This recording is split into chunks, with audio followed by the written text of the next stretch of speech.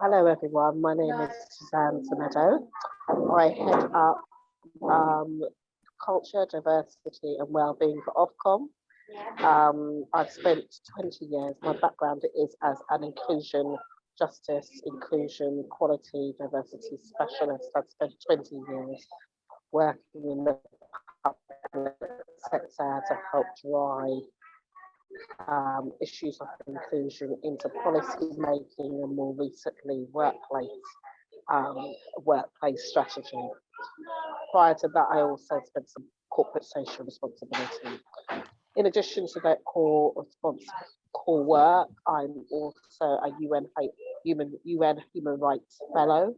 I'm a trustee of an organisation in Brent called BAM Edutainment, which is about driving empowerment of young people, and particularly in underrepresented groups and deprived communities.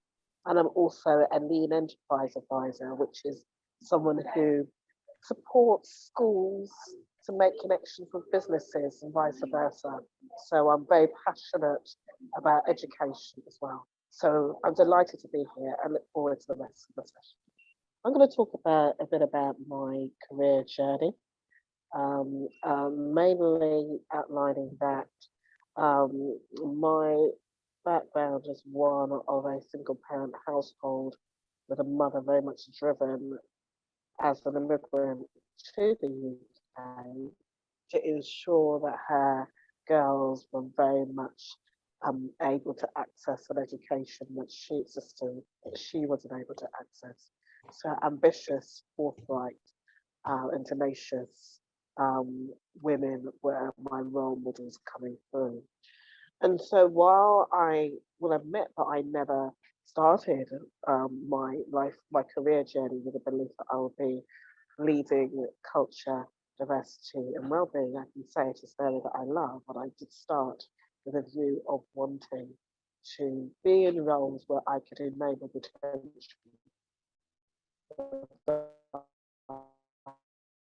I can ensure justice was done, fairness was done, that I would actually help deliver business to. So following was mainly working in as volunteers in spaces that I was just passionate about. And so I did a lot of work within the third sector. Then I found myself in space actually leading awards, amplifying the roles of different communities. And all of this was doing in the early days as an intern. And when we look around the experiences of different women, it's important that we look back sometimes at the very, very early stages. And the reason why, firstly, because I find that coming in my career, it's important to be grounded in the humility of those questions and all the various things that we never knew. There's a rhetoric around actually having a career goal and going for it. Well, that might happen for some, quite a few women that I've come across, we've developed that as time's gone on. We have developed that knowledge of self and our strengths and built upon that as time's gone on. So yes, I found myself within that internship as someone who enjoyed delivery and was great at stakeholder engagement and very much a strategist. I could see opportunities to make and great potential. And I took an organization from a very small, tiny event into something much bigger that was on TV, fancy events on Park Lane and attracting lots of sponsorship. But something was calling me to actually want more, and therefore I entered into the civil service, where it's also when I first met. And through there, have always honed my skills around training and learning and advocacy for rights and responsibilities, and saw that taking me through from training on human rights, working in courts on immigration and human rights issues, to then shaping issues around policy, minoritized groups. And so the learning I get from that is very much around trying new things, flexing and being agile, testing yourself in new environments. It's really important because especially as I did that as a young woman, I'm so glad I did that because now as a woman with two young children, I'm sure I'm on the path that I want to be. The thought of how to make a career teacher and worrying about that at this stage is be quite daunting, and I've done that too.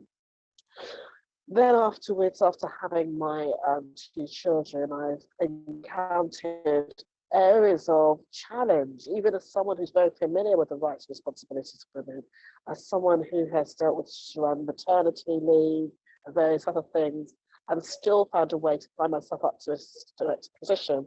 I can say that it's so important to have a sense of value and ensure that you build a team that values you and supports and affirms you as time goes on.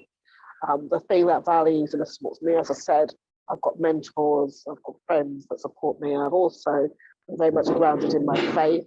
I am a woman who is very much is a Christian. And so actually that is a really important driver. And I say this because looking at breaking the bias, it takes time and it takes a certain level of resilience to do that. So that faith and that sense of fellowship and community has been very important to me in helping me steer my goals and navigate my way from my career in the civil service then to other parts of the public sector where I will work. So it's been a bit of a twisty turny path, and through that I've learned and grown a lot. And I'm happy to answer questions about that as the session progresses.